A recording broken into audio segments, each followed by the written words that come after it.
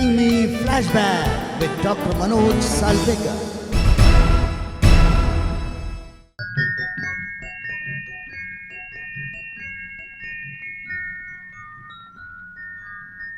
नमस्कार। फिर एक बार आप सभी का स्वागत फिल्मी फ्लैशबैक विथ डॉक्टर मनोज सालपेकर इस प्यारे से कार्यक्रम में, जिसे आप सभी लोगों ने बहुत प्यार दिया है। आप सभी लोगों के बहुत से रिएक्शंस हमें मिले हैं, लेकिन एक छोटी सी गुजारिश मैं ज़रूर करना चाहूँगा कि आप सभी कमेंट बॉक्स में अपने कमेंट ज़रूर लिखें कि जिस कार्यक्रम को हम आपके सामने प्रस्तुत कर रहे हैं उसके विषय में, उस विषय के बारे में आपको क्या लगता है, या और उससे संबंधित कोई जानकारी आपके पास हो तो। दोस्तों, ये पूरा साल हमने बहुत परेशानी में गुजारा है। पूरी दुनिया में कोविड के कारण बहुत ज़बरदस्त परेशानियां रही हैं, लेकिन ज़िंदगी में कितनी भी परेशानियां हो, ज़िंदगी का साथ निभाते रहना होगा। जी हाँ, जब हम ये बात करते हैं तो हमारे सामने आते हैं देव आनंद साहब। देव आनंद, जिनका जन्म गुरदासपुर में हुआ था, उनके पिता पिशोरी मल आनंद, और देवानंद साहब का मूल पूरा नाम था धर्मदेव आनंद। दरअसल देवानंद साहब को अपनी माता जी से बहुत लगाव था, उनसे बहुत ज़्यादा वे प्रभावित भी थे, लेकिन उनके माता जी की तबीयत ठीक नहीं रहा करती थी। छोटे देवानंद ने, यानी कि धर्मदेव ने, अपनी माँ की बहुत सेवा की। उनकी दवाइयाँ लेने वो अक्सर गुरदासपुर से बस से अमृतसर आते थे, जहाँ पर स्वर्ण मंदिर के पास में दवाइयाँ उनकी मिला करती थी। उस स्वर्ण मंदिर के पास एक बादाम शरबत वाला रहा करता था, और देवानंद साहब को वो बादाम का शरबत बड़ा पसंद था। तो वो जब भी अमृतसर आते वो बादाम का शरबत पीते, और वो बादाम का शरबत वाला जो था, उसने एक बार देवानंद साहब से कहा था कि तुम्हारे माथे पर सूरज है और तुम निश्चित रूप से एक बार बहुत बड़े आदमी बनोगे, इस दुनिया के जाने मानी शख्सियत के रूप में तुम्हारा नाम होगा। उस शरबत वाले की बात वाकई सही हुई। जब देवानंद साहब की उम्र कम थी, उसी समय उनकी माता का स्वर्गवास हुआ। उसके बाद देवानंद साहब ने लाहौर कॉलेज में जाकर बीए ऑनर्स किया इंग्लिश में। उनकी अंग्रेज़ी बड़ी बढ़िया थी, और एक मौका ऐसा था कि वो आगे चलकर इंग्लिश के प्रोफेसर बनते, लेक्चरर बनते। लेकिन देवानंद साहब को थोड़ा-सा फ़िल्मों के बारे में रुझान हो गया, और वे अपने जेब में ₹30 लेकर सीधे आ गए बम्बई। मैं जिंदगी का साथ निभाता चला गया। बम्बई में उनके कोई पहचान का भी नहीं था, एक भी व्यक्ति उनके पहचान का नहीं था, और वो आ गए बम्बई। बम्बई में उन्हें कॉलेज का दोस्त मिला रास्ते पर, उसके साथ उसकी चाल में रहने लगे। हर फिक्र को धुएं में उड़ाता चला गया।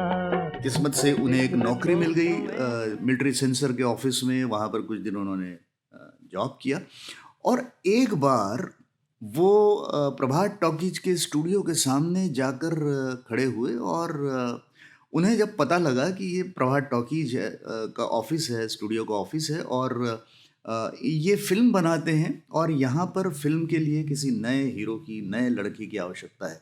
तो वो उस ऑफिस के सामने जाकर खड़े हो गए। चौकीदार बैठा था, चौकीदार के पास जाके बैठ गए। चौकीदार ने कहा क्या है, उसने कहा, देवानंद साहब ने कहा कि मुझे मिलना है यहाँ के जो मालिक हैं। उन्होंने कहा आपको बुलाया है? उन्होंने कहा नहीं, न मैं उन्हें पहचानता हूँ न कुछ। उतने में मालिक की कार आई, और कार से वो मालिक उतरे और अंदर जा रहे थे, और पलट के उन्होंने देखा देवानंद साहब के व्यक्तित्व से शायद आकर्षित हुए हों। उनका नाम था बाबू राव पई, जो प्रभा स्टूडियो के मालिक थे।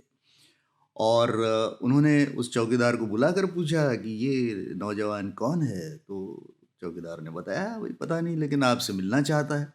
और उन्होंने फिर देवानंद साहब को बुलाया, और देवानंद साहब ने सीधे-सीधे उनसे ये कहा कि मैंने ऐसा सुना है कि आपको एक नौजवान की ज़रूरत है, और मैं आपके सामने प्रस्तुत हूँ, और मैं चाहता हूँ कि मैं ये रोल करूँ। दोस्तों, आदमी का कॉन्फिडेंस क्या होता है, ये देवानंद साहब की ओर देखकर समझता है। न जान, न पहचान, न कुछ, और सीधा वो कॉन्फिडेंस। हालाँकि देवानंद साहब बहुत शाय थे, बहुत शर्मीले थे, लेकिन कॉन्फिडेंस उनमें बहुत ज़्यादा था, और उसी कॉन्फिडेंस का नतीजा था कि बाबूराव पई उनसे प्रभावित हुए। दूसरे दिन उन्हें बुलाया गया, उनकी स्क्रीन टेस्ट हुई। पीएल संतोषी साहब, जो उस फ़िल्म के डायरेक्टर थे, उन्होंने उस फिल्म के लिए देवानंद साहब का चयन किया और हम एक हैं फिल्म में देवानंद साहब को अभिनय का मौका मिला और वहाँ से उनका ये सफ़र शुरू हुआ। जो मिल गया उसी को मुकद्दर समझ लिया। देवानंद साहब का फिल्मी सफ़र बहुत आसान नहीं था। अगर हम ये देखें कि देवानंद साहब की व्यक्तिगत जीवन में थोड़ा सा झांक कर देखें तो फिल्म किनारे किनारे के साथ मशहूर गायिका और अभिनेत्री सुरैया के साथ उनका दिल लग गया था। लेकिन जातियां धर्म बीच में आ गईं और वो मोहब्बत उनकी सफल नहीं हो पाई। कहते हैं कि सुरैया जी की नानी माँ ने देवानंद साहब की दी हुई अंगूठी दरिया में फेंक दी थी। दिल तो टूट गया देवानंद साहब का, लेकिन जिंदगी में जो भी मिलता गया, जैसे मिलता गया, उसे वो स्वीकार कर लेते। जो खो गया मैं उसको भुलाता चला गया। देवानंद साहब को प्रकाश मेहरा साहब ने एक बार अप्रोच किया था और उनकी फिल्म बना रहे थे वो जंजीर, और उन्होंने देवानंद साहब के सामने प्रस्ताव रखा कि वो जंजीर में काम करें। देवानंद साहब ने उन्हें नकार दिया।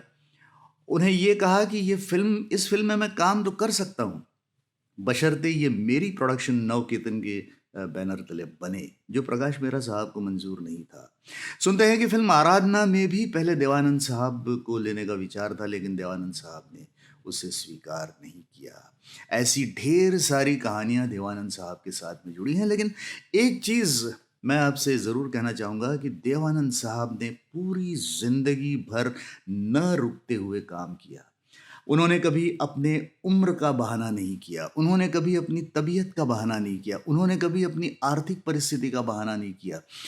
वो शख्स जो अपने उम्र के 88वें साल में 88th year of his life he worked and made a film named Charge Sheet, which was released on 30th September 2011। 30 सितंबर 2011 को फिल्म चार्ज शीट जो उन्होंने बनाई थी वो रिलीज हुई, और 3 दिसंबर 2011 को देवानंद साहब इस दुनिया को छोड़कर चले गए। जिंदगी के आखिरी पल तक वो आदमी काम करता रहा, बावजूद इसके कि उनकी फिल्में चल रही हैं, उनकी फिल्में लोगों को पसंद आ रही हैं, उनकी फिल्मों से उनको लाभ हो रहा है। इस चीज़ का उन्होंने कभी भी मलाल नहीं किया। उनका सिर्फ एक ही कहना था कि काम करते रहो, मुझ में बहुत सारी चीज़ें हैं देने के लिए, मेरे पास नॉलेज है, मेरे पास कॉन्फिडेंस है, मैं ये काम करता रहूँगा, जिंदगी का साथ निभाता रहूँगा। मैं जिंदगी का साथ निभाता चला गया, हर फिक्र को दोस्तों, जीवन में कितने भी संकट आए, संघर्ष करते रहना होगा। हिम्मत जो हार जाता है वो जिंदगी हार जाता है। तो आइए हम भी आज के बाद ये करने की कोशिश करें कि चाहे कितनी भी मुश्किलें आएं, जिंदगी का साथ निभाते चलें। हमें उम्मीद है कि आज की ये सारी बातें जो हमने की हैं वो आप सभी को पसंद आई होंगी। दोस्तों, पहले की तरह ही आप हमें सब्सक्राइब करते रहें, हमारे कार्यक्रम को शेयर करते रहें, ताकि आपके दोस्त, आपके परिचित लोग भी इन जानकारियों को प्राप्त करें, इनका आनंद उठाएं। लाइक करें, कमेंट्स करें, ताकि हमें भी पता चले कि आपको ये एपिसोड कैसा लग रहा है। आज बस यहीं रुकते हैं, फिर मिलेंगे अगले भाग में फिल्मी फ्लैशबैक विद डॉक्टर मनोज सालपेकर के कार्यक्रम के साथ। नमस्कार।